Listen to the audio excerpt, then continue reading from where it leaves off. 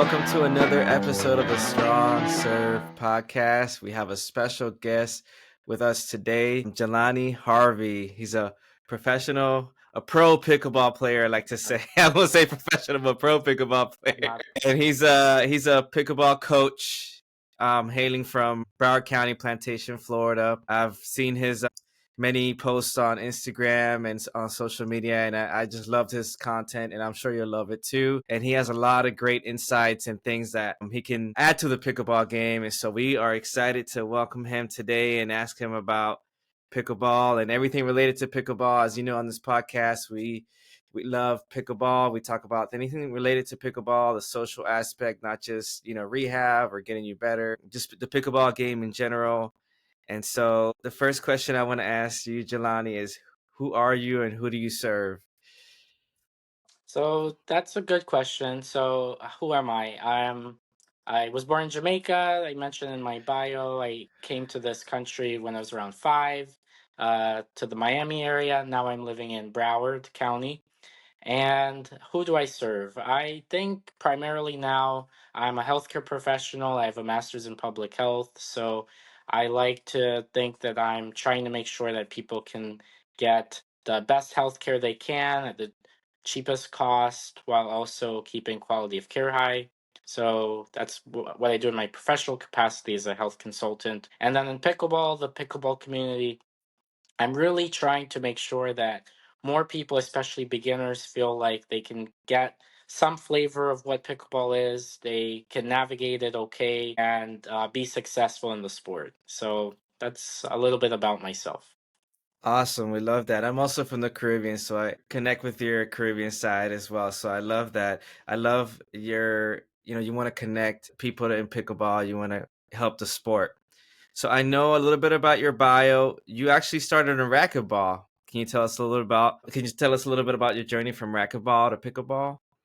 Sure, it's a little roundabout. I went to college in the Northeast for Mm. college and graduate school, and I got into squash. Squash is, little upper crust sport, very big in the Northeast, but I thought it was very fun, very similar to racquetball. So I played that in New York, and then I played squash as well in the Baltimore community. And then when I moved back to South Florida, where my family is, my mom and dad are still here in Broward. I There's no squash, so I had to learn how to play racquetball because it was all over the place, and squash isn't really a thing here. So I learned how to play racquetball, really enjoyed it, and that's sort of how I got into that sport. Like many people during the pandemic, when pickleball took off, that's sort of when I got into that. A lot of the gyms were closed, so I couldn't really play racquetball. So I started running more, and I was running by my park. There's a park close to where I live in Plantation, Central Park. And I would always run by them and I would always see people playing this sport. I didn't really know what it was.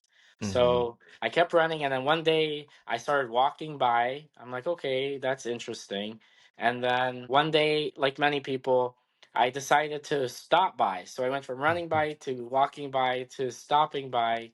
And then one day I actually got on a court with a paddle, Nice. and someone said, "Oh, have you played the sport before?" And I said, "No, this is my first time." And she said, "Oh, you're already better than me." And I said, "Well, I come from racquetball, so I have good hand-eye coordination. I'm very fast because racquetball I played indoors. I'm very good with geometry because again, indoors the ball spinning where you need to be when." So that's sort of how I got into pickleball, and because I was doing so well at it very quickly from my other paddle sports experience, I decided to keep at it. I love the social aspect of it, being able to meet new people, hundreds at a time. Whereas with racquetball, it was a little harder because not everyone would play racquetball, and not everyone would be at the gym playing at the same time I was. So that was a Hmm. challenge.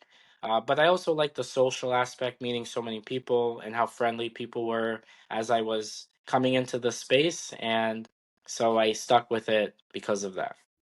That's interesting. A lot of people see pickleball because they just walk by it in a park and they're interested. And I think that's how I also got interested outside of, seeing people in my practice that, play pickleball and had injuries, tore their Achilles and things like that, tendons, unfortunately. But, and, COVID for a lot of us was kind of interesting. we got into so many different hobbies and sports.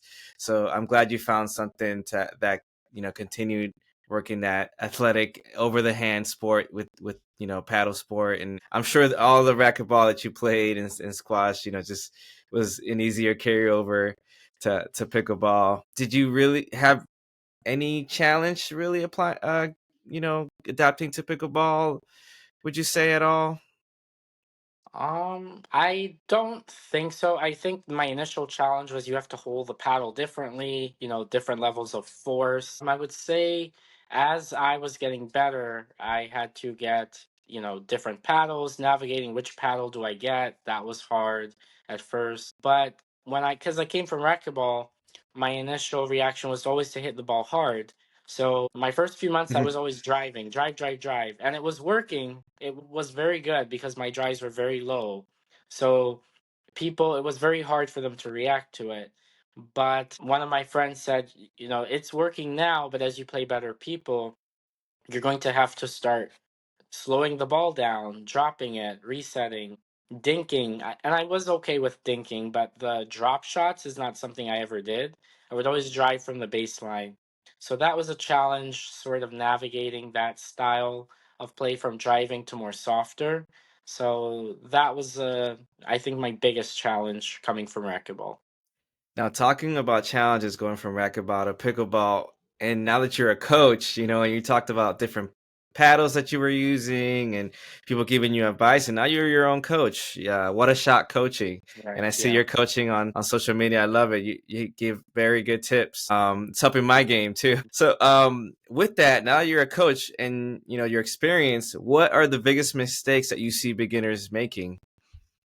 So the biggest mistakes I'm seeing are footwork. Footwork, footwork, footwork. It is critical. Players who are waiting too long to run for the ball, they're waiting till the ball has bounced, and then they realize the ball is 3 feet from them, and so they start going towards it and they miss it. Instead of seeing the ball is going to be short or it's coming at an angle and running ahead of time to be where they need to be when the ball arrives there. So footwork, I would say, is the most important aspect that Hmm. people are struggling with. And I would say also people who sometimes some of my students are open to listening and sometimes they're not. So Coachable. it's a challenge because yes, it's business I could be getting by working with this particular person, but if they don't have the desire to want to improve, then I feel like I'm wasting my time. And so knowing, I think sometimes as a coach when to say no to people who are looking for a coach is just as important as knowing, like, okay, this person, they have the potential, they want to learn. Let me work with them with their schedule so that I can make sure I can, be there for them to help them navigate what they're looking for. But the footwork is big, and people who are not like listening to constructive feedback on how to Hmm. improve their game, they're reverting back to their natural instinct and ability and getting defensive when I'm bringing up a flaw that could be fixed very easily if they just change this one particular thing. Yeah, so as a coach too, I feel I can relate to so many of those things. I can feel what you're feeling right now as you're saying it. I'm a physical therapist by trade, so I want to as follow up question. Can you expand on we're talking about footwork, footwork, footwork. What if a person doesn't have like the right kind of range of motion and the ankle, some ankle or foot weakness? Can you expand on that from your perspective?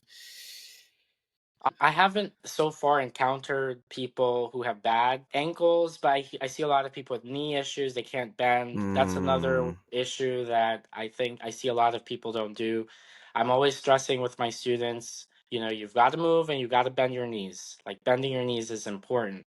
So if I have students who, for example, they can't bend their knees because they have some type of limitation. I'm aware hmm. of it, and I think the most important thing is for that person to tell their partner, "Hey, I can't run. Like I know this lob is going behind me. That's my ball to get, but I struggle with running or my hip is bad. Can you run for that ball for us?" Or we're close to the net. It's a very close ball. I can't run up to the net to hit it. But don't let your partner think you're going to get it and then you don't get it and then maybe they remember, oh, you have bad knees, but constantly just remind your partner if you have certain limitations, I can't run for that. They're going to be more understanding if you're missing shots because you've let them know ahead of time that you can't run, you can't bend your knees, and that's why you're missing these shots. So that's a barrier. That's understandable. Not everyone's going to be able to run for everything, but communication is very important with who you're playing with. So they're aware ahead of time what to expect. So they can, if they see a ball is going short and it's on Mm-hmm. your side, they're running ahead of time because you can't get to it. Good. I think that's a great point. That's a great, excellent tip. You have your partner help you, right? Right. Yeah. And that's one thing that I noticed that when I play pickleball, I see people not bending their knees, so that's gonna cause injuries. It's gonna Right. give you hip pain, it's gonna give you back pain. So that's one of the things that I put in my content. Make sure you bend your knees when you're doing those reaching movements and Hmm. reaching for the ball and baby steps, increasing the load little by little. Right. You are going to get better. You want to reach your max potential. That's a great tip. So I want to ask, how does do you have any standout moments or matches in your pickleball career so far? I wouldn't say matches particular. But I have moments that I remember very well. So I would say my first 3-5 tournament that I did, that I won a medal. It was a team of three, and we won 3-5 gold. And for me, that was really encouraging because I was playing, and there were these women watching. They were higher level women. I knew because they were in higher brackets, and they asked if this was 4-0, and I was very excited when I heard that because no, I said it's 3-5, but the way that me and my teammate were playing, they thought it was a higher bracket, so that was great. We ended up winning the tournament, and the winning shot was like a lob thing I did, and it landed in the very corner of the court, and that was the winning point. And I have a friend who captured that moment, and so I zoomed in, I was sending it to people, but it wasn't memorable really because I won the tournament. That was a great Mm-hmm. experience, but it was because what that did to my confidence going forward. So the next day, the very next day, this tournament may have been on a Saturday, and that Sunday I went to play pickleball, and there was a court where there were people that and this takes time, especially as someone coming into the sport. I think all people go through this phase of you have people you encounter that are already at a very high level, and you're starting here. So even though over time I was catching up to people, I still for a while saw certain people at that level that I came in starting the game. So I call them the Titans. Like, oh yeah, I'm going to play against a Titan today. And after I won that tournament, I said, I feel like let me see what I can do against these Mm-hmm. people. And so I was playing with against this woman who was very good, her partner who was very good, and they were the Titans. Like they were very hard to beat. Yeah. And I remember putting my paddle on the court to play with this guy I never played with before, who was a left-handed guy. We never played with each other before. And the Titans, they ended up winning, but the score was 11-9. And I thought, wow, like I've never played with this guy. I've never played against these people who I always saw were very good. Mm-hmm. And I almost beat them. So that was very encouraging for me to keep working, keep training. Yeah. Uh, that was a 3-5 tournament. Okay, I'm gonna play a 4-0 next. I'm gonna keep working on my skills so that the next time I play with them, I can beat them or something like that. So that tournament was very memorable. And I remember the second time I played with the woman and the guy. I had a different partner, and I ended up my team we ended up beating them. So that was another memorable moment for me. Like I can compete. I have to believe in myself as long as I keep the ball low. I have very good defense. My offense I know needs work, Yeah. but as long as I have good defense, they can't attack me. They were hitting the ball hard, and I think my defense is help. The reason I have good defense Yeah. is because I come from racquetball. The ball in racquetball is so fast. It's all over the place. So pickleball, yes, it's fast, but it's slower. So I think my reaction time is quicker compared to some people, and I do think that was the one of the biggest benefits of racquetball that's helped my defense. Even when I was a 3-5 player on paper, but my defense was very strong, and now it's better because I'm working on, I've worked on other things, but those are memorable aspects that come to mind in my pickleball journey. Great. So with that, that was that was seems like a great journey, and that sounded like a fun game. That confidence that gave you, that confidence boost to play against such a titan, like you call it, and Right. being able to hang in there. You know what I mean? That's an amazing level of confidence that you can gain from that. People are listening to our podcast, and I think there's people that are newly introduced to the pickleball game all the time. Can you explain a little bit about how pickleball ratings work? You're talking about these titans and lower ratings, and the ladies asking you, is this a 4.0, Sure, sure. court? Yeah. Sure. Yeah. So one of the biggest and most common ratings right now, there's another one, but a lot of people are familiar with Duper. And the Duper rating, there are different numbers, 3 to 4, and then 5.0. And basically, for me, if I'm thinking about it, if you're a beginner, you're, let's say, a low 3.0 player, or I've seen some ratings in the 2.0 range. But basically, if you're a beginner, I would think you're a 3.0 player. You don't really know much about the sport. You can hit a little bit here and there, but you're still struggling with basic footwork and knowing where to be when you're hitting the ball. So as the ratings get higher, your skill level is improving. So Mm, so if you're a 3.05 player, I would say you're an intermediate. You can dink, you have okay footwork, you seem to have a good idea of where you need to be when, mm-hmm. but you still have some work to do. If you're a Yeah. 4.0 player, I would think you have a good mix of drives and drop shots and resetting. But again, maybe your backhand isn't the best. So you need to work on that. Or maybe your defense is not that great. But as you get higher up from the 4.0 classification, you have to put a lot of things more together. You cannot be a good 4.5 player or get higher in the fours if you have bad defense. There's Mm-hmm. just no way you're going to be able to crack that space because they're just going to punish the higher level player. Higher level players punish any mistake. If your uh, serve is bad, they're going to punish that. If Yeah. your returns are not good, they're punishing it. Anything high over the net, they're punishing. So as you get higher up, returns over the net need to be lower. Your dinking needs to be sharper. You have to put more pressure on your opponents. And so that's what's going on, I would say, in the 4.0 classification. Good defense. They're doing good drop shots. They're resetting very good level of anticipation of what's going to happen next. So Mm-hmm. I sent this ball here. What are they going to do? It's Yeah. not just this is what I'm doing, but how are they going to counter and where do I need to be when to Mm-hmm. position myself? And then if you're in the 5.0 crowd, you're basically almost pro. You're, basically there. And I would say the main difference between the different levels is that the level up people, they make less errors. So the foes are Mm. making less errors than the 3.0s. The 5.0s are making less errors than the 4.0s, and the pros are making even less errors than the so And so, it's less errors, it's more opportunities, and you're not just reacting to points, but you're creating good offensive opportunities as you get higher up in the classification systems.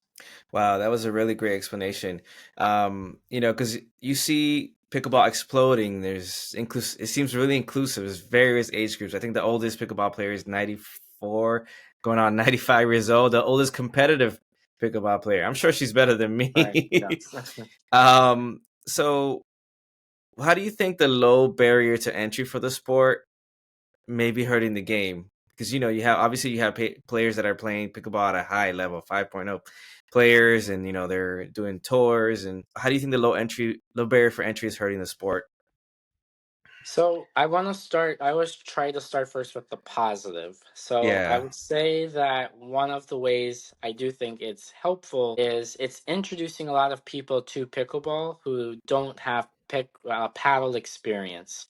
So it's very easy. Someone can go into Walmart, Target, get a paddle, show up to the park, and start hitting. So that's one of the good things. It's really bringing pickleball to a lot of people out there that maybe don't really have never held a paddle or racket before.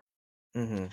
One of the barriers or one of the issues that I'm seeing with this is because there's so many new people joining pickleball all the time. It's a big social phenomenon now. Everyone knows someone playing pickleball. It's really, I think, creating divisions with players that have racket experience that come, let's say they played competitive tennis in Yeah. college, so they're already really good, and now there's a beginner all over the courts.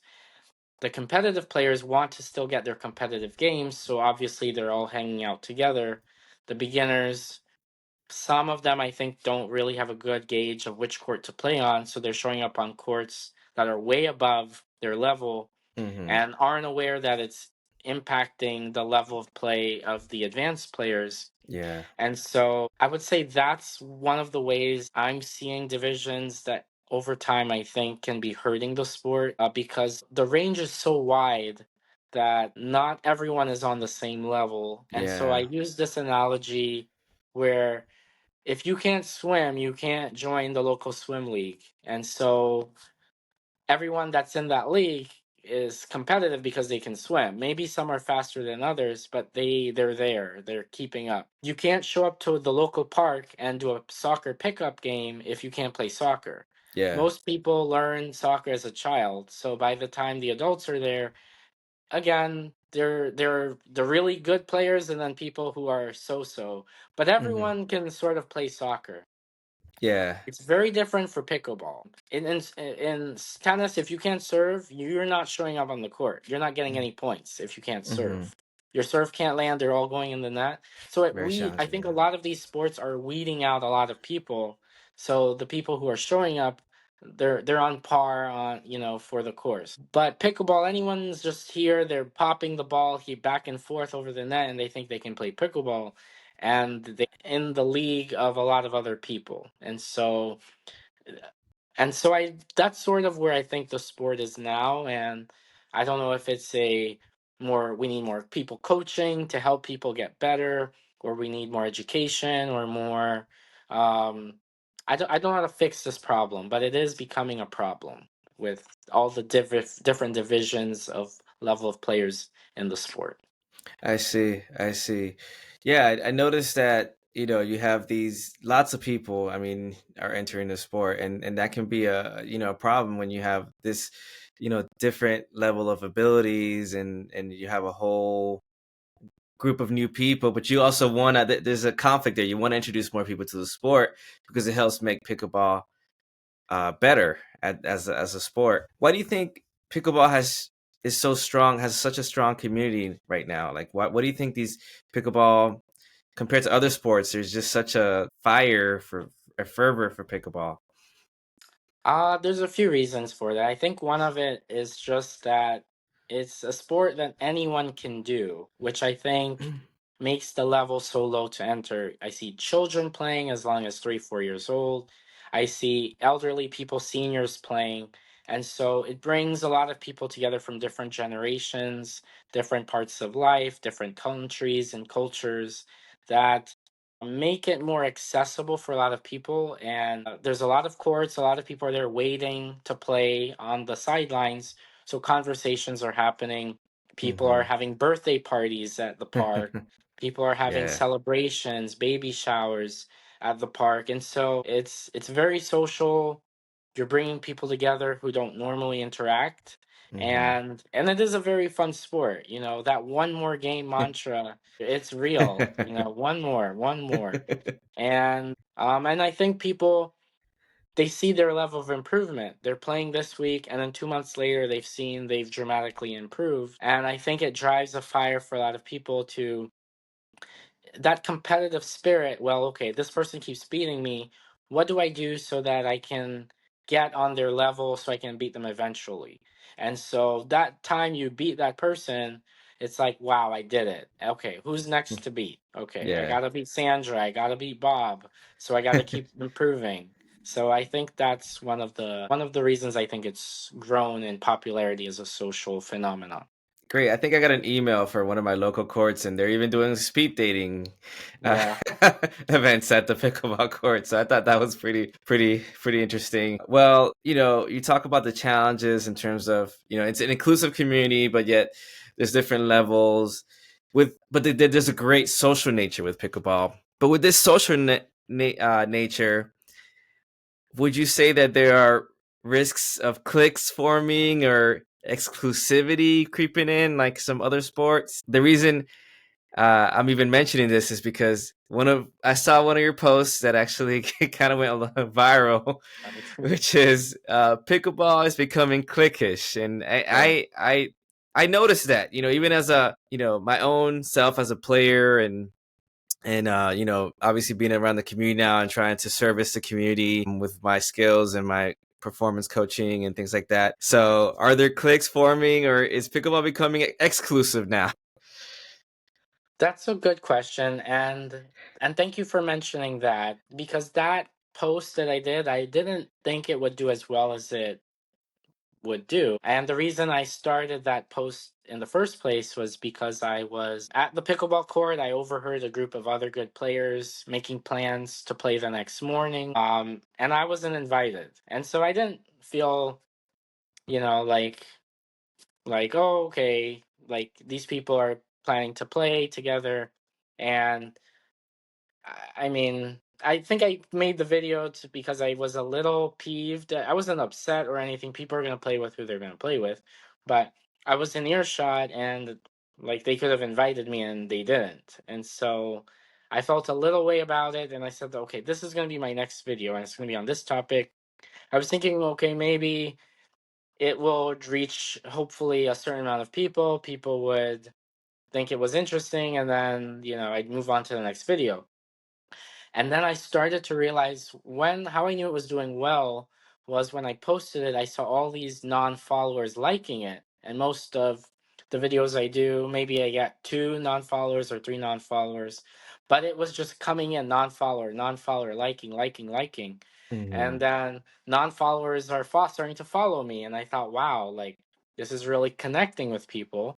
And then it just like took off again, and it comes like in waves. It's plateaued and then it's up, and then it's plateaued and it's up. So I do think there are cliques that are forming, but I think it's inevitable because again there's so many divisions of players.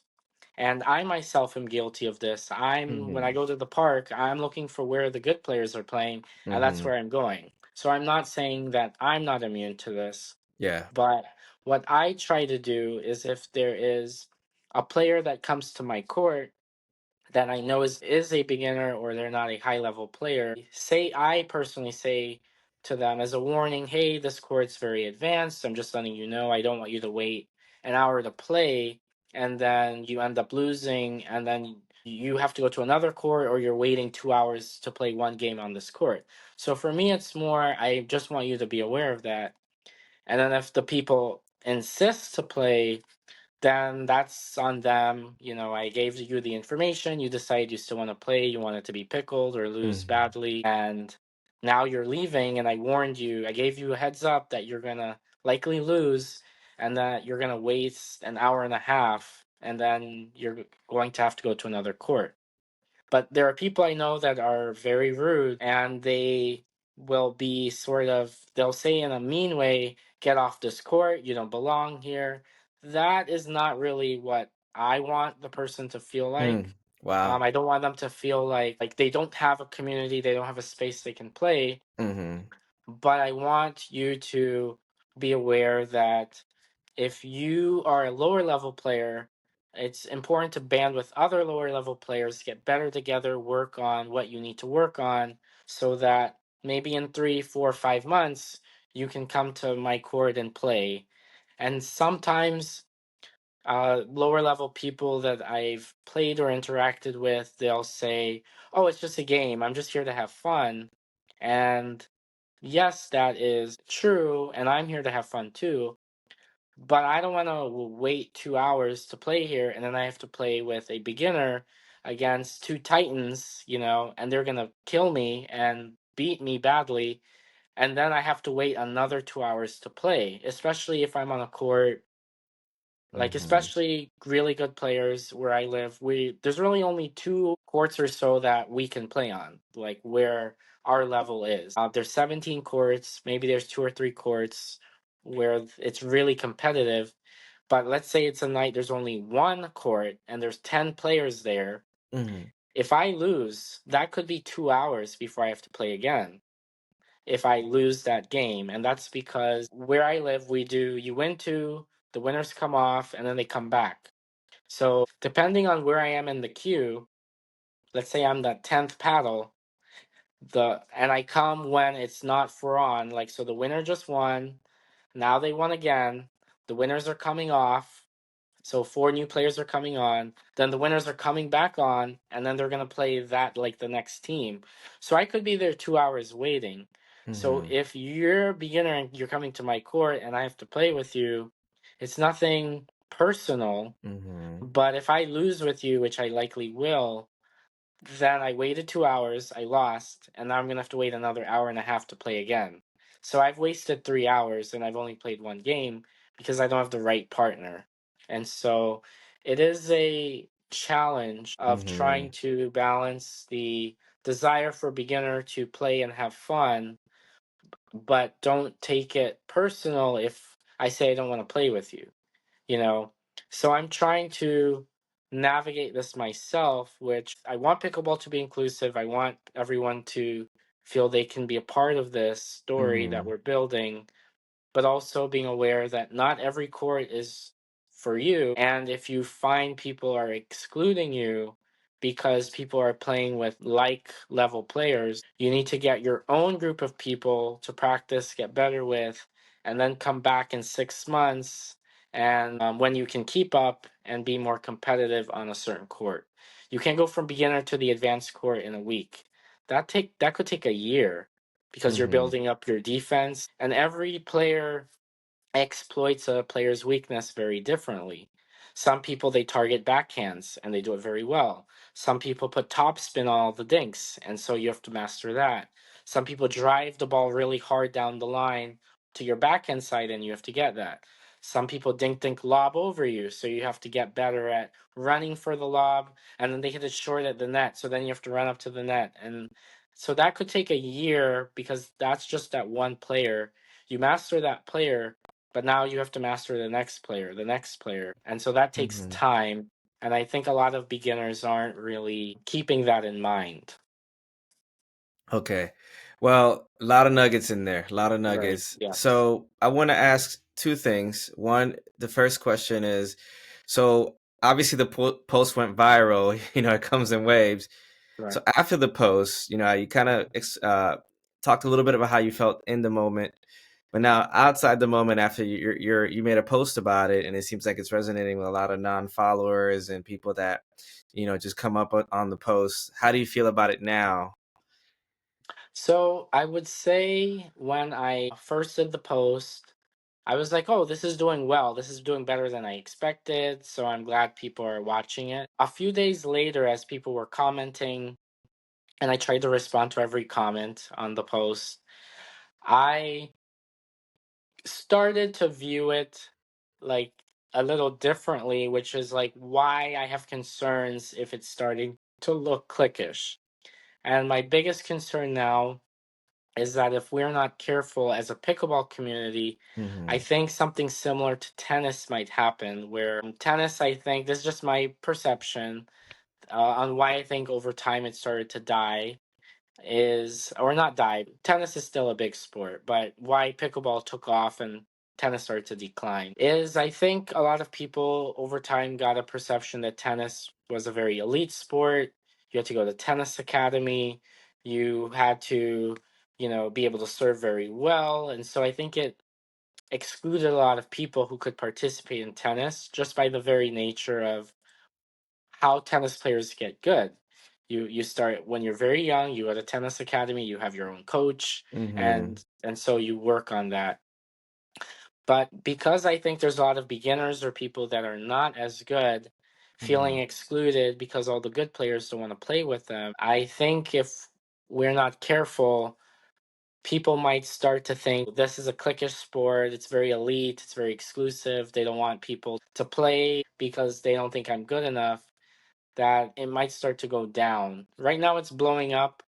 But if that perception, I think, is still around in 5 years, then people might find the next other sport. I don't know what the next big sport is, but it might replace pickleball, and pickleball might start to decline over time.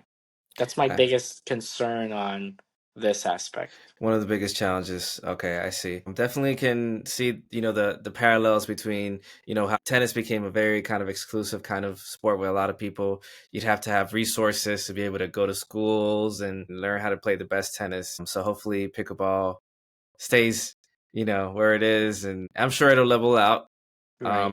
my second part of that question is you mentioned a lot about the beginners grouping together and getting better together, and you kind of gave a couple timelines that 3 to 5 months, but it could take up to a year. So when you say 3 to 5 months to get better to improve your game of pickleball, like how much, what does that entail? Like how much practice would you think would you consider as a coach now? A very high level pickleball player now. Would it take for you to how often? What's the frequency? Would you say? Give us some parameters for how you can get better with pickleball for our audience. Sure. So there are some people who've told me, oh, they've been playing for a year, and then I see them playing, and I'm like, you're not a 4.0. I don't say that to them, but in my head, I'm like, you're not 4.0. But the people who do best, I feel like, are playing a few times a week. You can't get good playing once a week or once a month. I think I got good really quickly because I was going every day, practicing in the morning before I went to work, and then in the evenings. I do understand not everyone has the time for that. So some people have to go to work early, some people get home 8 p.m. So by the time they get to the park, it's super crowded. But you have to go more than once a week, maybe 3, 4 times a week. And I tell a lot of my students, even if you're not playing often, every time you go and every single game, you should be working on something. So it's a new game that we're playing to 11. Maybe this game you're working on your serve. Okay. Mm-hmm. Maybe the next game to 11, you're working on your footwork. Because it's very hard, I understand, for a player to work on fixing four things at once. There's a lot going on, and people get confused, and they're thinking about too many things, so they're making a lot of errors. But every game, work on something. And I Mm-hmm. think that if you keep that in mind, okay, I played 4 games today. And each game I worked on something different to improve. And so by the end of the day, I played a few games and I worked on these 4 areas, but not all at once, but in every game. So working on that I think is critical. And also drilling. Drilling is very important. So I would say maybe you don't get to drill every week, but maybe once every 2 weeks or 3 weeks you should be practicing with your friend or with your partner and say, okay, my drop shots aren't great. So if we're going to spend 30 minutes and we're going to work on drop shots. Mm-hmm. Or I don't have a great serve. Let's work on the serve. And maybe you don't have time to separately drill, but say, okay, we're planning to play at 8 a.m. Let's go 7:30. It's not that busy. Let's spend the 30 minutes drilling and then we start playing at 8. So you have to drill whether it's every week or every few weeks. You've got to go every few days to pickleball, I think, to get better. Um, and work on something in every game that you're playing that you think you're struggling with. And I think That's if you work on those things, then over the next few months, I think you can get better at it. It doesn't take, you're not going to get, your drop shots won't improve overnight. You have to mm-hmm. do it hundreds of times for them to land in the court, for them to be low enough for people not to attack it. But you can't say, okay, I practiced 3 times and I didn't do well, so I'm not going to do drop shots anymore. It doesn't work like that. Okay. That's great tips. Amazing practical stuff that new pickleball players can learn from. with a low barrier to entry, we talked about that, and a lot of new players, you know, and you're a coach, and you know, as a physical therapist, I know that there's people that are going to be excited, they're going to do a little too much, and they're probably going to get injured and have some aches and pains. What is your experience with that, and what would your advice be to these new players that are starting out and they're getting in, you know, a repetitive, in, you know, pickleball elbow, back pain, just getting injured or having all these pains with pickleball? Well, can you give us some advice? So I'm very big on stretching. So like if I go to the gym, and I'm trying to go more now because if I don't go to the gym, I don't stretch as long. But when I go to the gym, I'm stretching like 40, 50 minutes. I'm rolling my hip with a foam roller. Like I'm doing a lot of hip flexor stretches. Hip I'm flexors, yeah. stretching for a very long time. So from having a lesson, we're spending the first few minutes and we're stretching. We're Mm-hmm. stretching our arms, we're stretching our legs, especially our lower body, hip flexors, hips, because there's a lot of movement and bending in that Right. area. Exactly. So I try to tell people stretch and it can help prevent a lot of injuries. But if someone's already injured, let's say they're having elbow pain, I encourage them to do exercises at the gym that specifically target the triceps. I've been Yeah. doing it for a while, like last 2 years. And since I've been doing tricep extension exercises, I don't have a tennis elbow anymore because I've been working to make them very strong.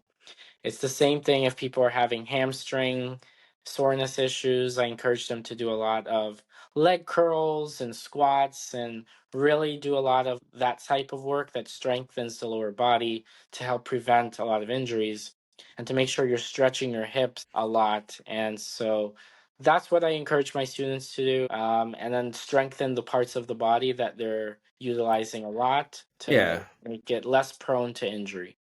Exactly, exactly. Great tips. You know, work the muscles that have the motions that you're using, right?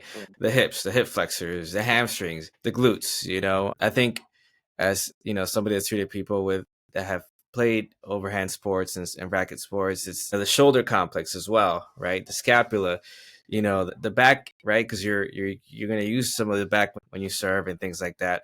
But the hips are major, right, in the sport. And like I said, I know somebody that tore their Achilles tendon, a former athlete, collegiate athlete, overplayed. When you start feeling that pain, just relax, slow down, tailor your game to your body. It'll get better as you load it properly. Load it means, you know, practicing as much as your body will allow for that day. Some days are going to be better than others, and you go from there.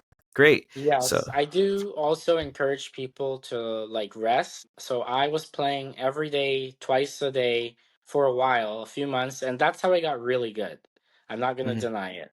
But then my body started to catch up, and I mm, realized I was playing way too much, maybe 6 hours a day, Monday to Sunday, and eventually your body says, I need a break. So I try not to play twice a day. I'm taking breaks now. I'm stretching. If I don't go play pickleball in the evening, I say, okay, I'm going to the gym and I'm going to stretch for an hour. I'm going to roll my hips for 30 minutes each. mhm, And so rest is important as well. So that's great. critical. So, if someone is picking up the game for the first time, you know, they're thinking, okay, like give us like a pickleball starter kit from your perspective. Like maybe the right paddle, the right gear, like this, you know, for our audience, like what would be a pickleball starter kit in your opinion? Well, I encourage people to not get a $30 paddle, from Walmart or Target or wherever. It doesn't have to be like those stores specifically, but I would say to invest in yourself. Like, make sure you have good quality shoes that are court shoes. Like, some people are playing in $30 sneakers, but invest in some good quality shoes that you can play in. K Swiss, Nike. Um, Mm-hmm. like they are court shoes and go get some good quality ones. So that's a big one. Find someone that maybe is already playing and test out different paddles. Like there's different brands, different companies. Some people are going to gravitate to certain styles of play. Mm-hmm. If you're starting out, I would say getting more of a control paddle is important. Once you have the control down, then I think you can navigate to a power paddle. But test out people's paddles, like the $40 paddles aren't cutting it. Like a good quality paddle, I think could be 80 to, like $150. There are more paddles that are more expensive, but you don't have to go to the $300 paddle right away. But a good quality paddle, Dick's Sporting Goods sells really good paddles for you to take a look at. But if you're not sure which one to get first, ask a friend, someone that's already playing, and get Mm-hmm. their feedback. Ask if you can test out their paddles. And if you find one that you really like, maybe that's the paddle for you, with the understanding that in the next 2 years, you're likely gonna play through 5 different paddles. So it's okay if the first paddle you get isn't the paddle you keep, but get a good quality one, ask a friend, and go from there. Make sure I'm a big fan of the Franklin X40 balls, pickleballs. Mm-hmm. So I encourage everyone to get those to start off with. And yeah, I would say that's what I would put in a kit. But make sure that when you are learning or just getting started, it's very hard to just show up at the pickleball court and say, okay, I'm playing now. It doesn't work that way. You need to get a friend and practice with your friend a few times, or get a coach, get someone that knows how to play, because there's a lot you need to go through with pickleball before you just come to a court and everyone already knows how to play. And then now the clicks are coming out. Now people are saying they don't want to play with you. Go over there, etc. You got to know something before you just go to the pickleball court. And practicing a few hits with some friends before, so maybe you're not winning, but you can hit a few rallies, like 3 or 4 rallies before you Mm-hmm. hit the ball in the net. You don't Mm-hmm. want everything coming to you, you're popping it out or you're hitting in the net. Now you're going to get a lot of people frustrated, especially your partner, especially if it's someone you don't know. So get a coach, find someone that knows how to play, and practice outside of the non busy times to get better. You've said some pickleball terms. I know some of my audience is just picking up pickleball. Can you give us a quick, just kind of dictionary of some of the most common pickleball terms, or even new ones that we may not know that are coming out? You have think and you have rallies, and some people may not know what are your favorite terms, I guess I would say, or ones that you think a new pickleball player should know. In terms of some of the terms, dinking is basically you're just hitting short shots in the kitchen, which is the non-volley zone. It's basically the space between the net, and then there's a line that goes out 7 feet. That's horizontal. That's the kitchen, and so that's also the non-volley zone. And so when you're dinking, you're just hitting the ball short, barely over the net. Rallies is basically you're hitting the ball continuously back and forth. Mm-hmm. So a rally could be 5 points, it could be 10 points, it could be 20 hits back and forth. And so when I say hopefully the beginner can keep a few rallies going, it's that every time the ball comes to you, you're just hitting in the net. And so you're only getting one hit on it every single time. But maybe you can get 3 or 4. You hit it back, they hit it back to you, you hit it back. A few of those. So that's what I would say is a rally. I'm driving. If someone says, oh, drive the ball, they're hitting it very hard over the net, typically from the baseline. Lob is a big one. Lob is if you are hitting a ball and it goes over someone's head. So, they're at the kitchen, you hit it over them. That's a lob. They now have to run to the Mm-hmm. baseline. And so those are some common terms I would say that, you know, Awesome, awesome. All right, man. This is a really good discussion. So what's next for you in your pickleball journey? What's next for you? So I started my Instagram last year. So I just passed 2,000 followers. So I'm very happy about that by the start of the new year. So what's next for me? I definitely want to, try to continue growing this year. I was going to try to join TikTok, but that's getting banned, it looks like, in the United States. So I'm thinking of maybe starting a YouTube so I can have longer in depth conversations on the teaching aspect. Instagram is good because it's like there's short snippets, but there's only so much I can say in a minute or less. Mhm. I can't teach someone how to properly do great dinking or have a great serve in 30 seconds. That's Mhm. very difficult. So I want to have more longer conversations. So I'm considering a YouTube. I also want to try to do more tournaments. So by the PPA, APP tournaments, maybe do an international tournament. That would be exciting. So more tournaments, more playing, and seeing how I can get better at coaching and teaching certain aspects of the sport in a media format that people find engaging. So I think that's what's next for me in 2025. Awesome, awesome. Well, thank you so much for being a special guest on the Strong Serve podcast. We've I've gained so much from the discussion. I've learned so much too, and just in have conversating with you. I know we're gonna collaborate on more things. For anybody, our audience that's listening or watching this podcast, where can they find you? How can they connect with you? Can you let us know? Sure. So you can find me on Instagram at What a Shot Coaching, and I do a lot of tips and tricks on that channel, helping you understand how to do different things concerning pickleball. And I also do memes, so I try to have a different audience as well for I've that. So seen them; they're funny clips. hilarious. So funny clips, and then also if someone's trying to learn, I have an educational aspect as well. But What a Shot Coaching on Instagram. Send me a message if you're in South Florida, you're looking for a coach or have ideas you want to get in a video. I'm also open to collaborating with other content creators. So that's where you can find me. Awesome. Well, thank you so much. And this is episode 4 of the Strong Serve podcast. See you guys.